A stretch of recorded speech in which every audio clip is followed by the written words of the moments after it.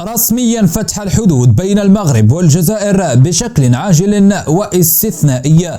الاستخبارات الفرنسية تحذر إيمانويل ماكرون من غضب المغرب.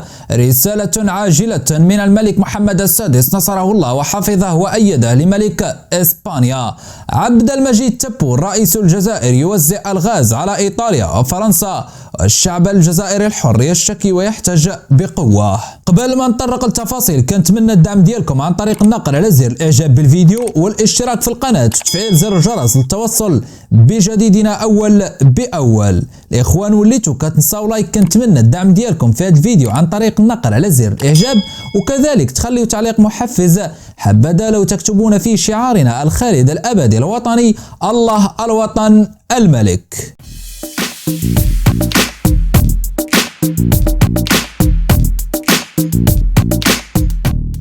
بعث صاحب الجلالة الملك محمد السادس نصره الله وحفظه وأيده برقية تهنئة إلى صاحب الجلالة الملك فيليب السادس عاهل المملكة الإسبانية، وذلك بمناسبة عيد ميلاد جلالته. ومما جاء في برقية جلالة الملك: يطيب لي بمناسبة عيد ميلاد جلالتكم أن أتقدم إليكم بأحر التهاني، راجيا لكم ولأسرتكم الملكية موفور الصحة والسعادة وطول العمر.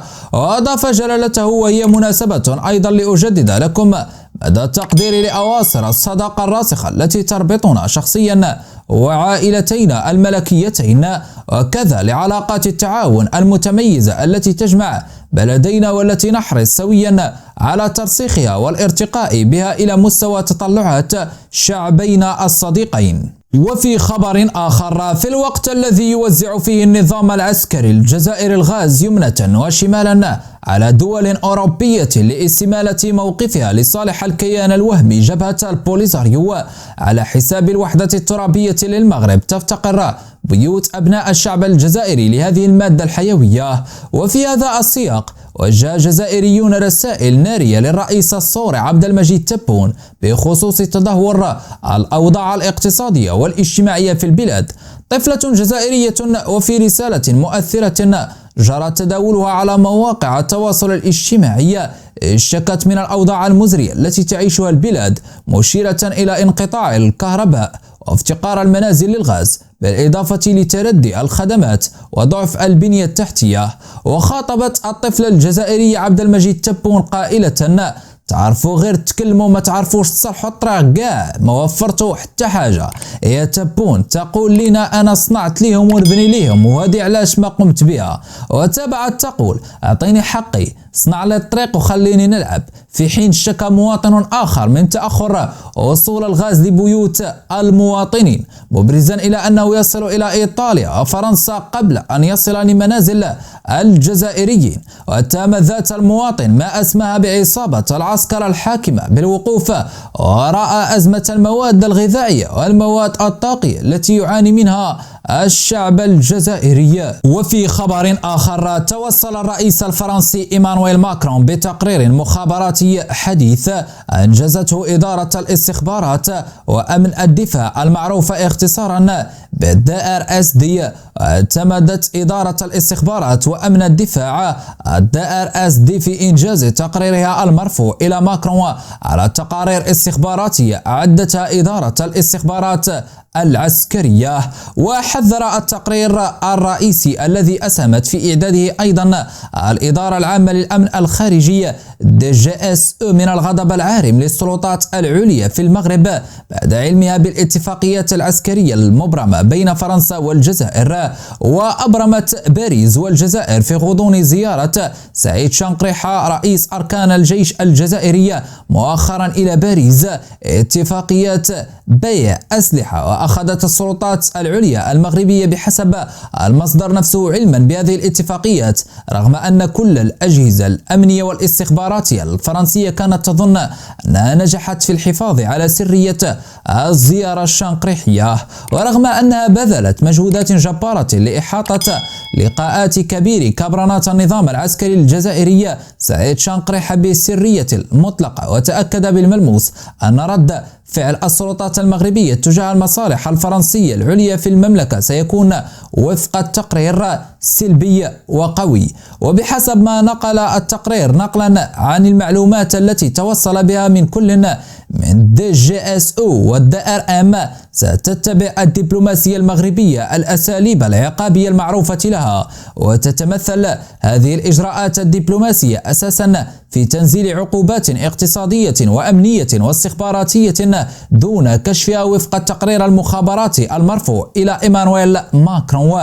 ودعت المخابرات الفرنسية أيضا إلى استعمال الورقة الجوكر التي تتوفر عليها في المغرب. وأورد التقرير عن الاستخبارات الفرنسية أنه صار لزاما على فرنسا وماكرون مطالب بمراجعة أوراقه، وصار لزاما بالتالي اللجوء إلى ورقة الجوكر في المغرب المتمثلة في شبكات النفوذ الكلاسيكية التي تحضر بقوة بين النخب السياسية والفكرية المغربية. وتابع المصدر ذاته أن هذه النخب السياسية والفكرية تمثل لوبيا قويا يستميت في الدفاع عن مصالح فرنسية في المغرب، وستؤدي شبكة النخب هذه وفق التقرير الاستخباراتي ليكون لها دورا كبيرا في التغطية على مساوئ زيارة سعيد شنقريحة إلى باريس، ومنه الإسراع في إعادة الأمور إلى نصابها قبل أن يتفاقم تأزم علاقات البلدين أكثر فأكثر. هذا ووجدت السلطات الفرنسية بحسب المصدر ذاته نفسها أمام مرحلة تاريخية صعبة، وإذا لم تستعمل البراغماتية السياسية والرؤية الاستراتيجية الواضحة والمنسلخة من الشوائب التاريخية المرتبطة بالنظرة الدونية لشريك اقتصادي وسياسي تقليدي تطورت مكانته الإقليمية والدولية بكيفية لم تسطرها أو تخطط لها الدولة الفرنسية، فسنجد أنفسنا، يقول التقرير الاستخباراتي الفرنسي، في السنوات القليلة المقبلة خارج لعبة سباق محموم على مصالح متجددة وذات قيمة استراتيجية كبيرة داخل المملكة المغربية. ويضر هذا الصمت السلبي من السلطات العليا الفرنسية بمصالح البلاد صار مؤكدا وضروريا وفق التقرير الاستخباراتي الفرنسي مناقشة المواضيع الإشكالية مع الشريك المغربي، كما يتوجب على السلطات الفرنسية بحسب المصدر نفسه أن تتجاوز حالات سوء الفهم وتتخطى هذه المرحلة الصعبة وتمضي رأسا في منح تبني مفهوم إيديولوجي جديد للعلاقات الشاملة لفرنسا مع المملكة المغربية. وفي خبر آخر، ينتظر أن تسلم سلطات الجزائر لنظيرتها المغربية جثامين 3 مغاربة عبر المعبر الحدودي زوجبغال الذي يفصل بين البلدين والذي لا يفتح إلا في حالات استثنائية. وكان المغاربة ال3 قد لقوا حتفهم خلال مغامرة هجرة سرية نحو أوروبا، وكان المعبر المذكور قد شهد تسليم جثمان شابة مغربية فارقت الحياة بدورها في طريق بحثها عن بلوغ الضفة الأخرى. وقد غرق القارب الذي كانت عليه هذه الشابة المغربية مع مهاجرين سريين آخرين بعدما أطلقت عليه البحرية الجزائرية الرصاص دون سبب. كما شهد المعبر ذاته تسلم السلطات المغربية لمعتقلين مغاربة في سجون الجزائر على خلفيات محاولات للهجرة السرية. يشار إلى أنه تم إغلاق المعبر من الجهة المغربية قبل ما يناهز 30 سنة، وصار الجزائريون يطلقون على هذه الجهة التي تربط مدينة وجدة المغربية بمدينة مغنية الجزائرية اسم العقيد لطفي. وكان المعبر قد فتح فترة قصيرة قبل أن يتم الإغلاق الأول في سبعينيات القرن الماضي، وقد خلف إصرار سلطات الجزائر إغلاق المعبر الحدودي بين البلدين الجارين مآسي لمواطنيهما الذين يعانون من تبعات قطع صلة الرحم. وما فتح المغرب يبدي نيته ويمد يده في أفق فتح هذه الحدود البرية، ويعلن استعداده لحل كلي ولكل المشاكل العالقة، لكن لا حياة لمن تنادي من الجهة الأخرى. وترفض سلطات النظام العسكري الجزائري أي تفاعل مع المبادرات المغربية رغم الأواصر المشتركة بين الشعبين والبلدين دما ودينا وتاريخا. فما رأيكم في هذه المستجدات؟ انتظر جوابكم وتفاعلكم في التعليقات. شكرا على حسن الإنصات والمشاهدة، دمتم في أمان الله وحفظه.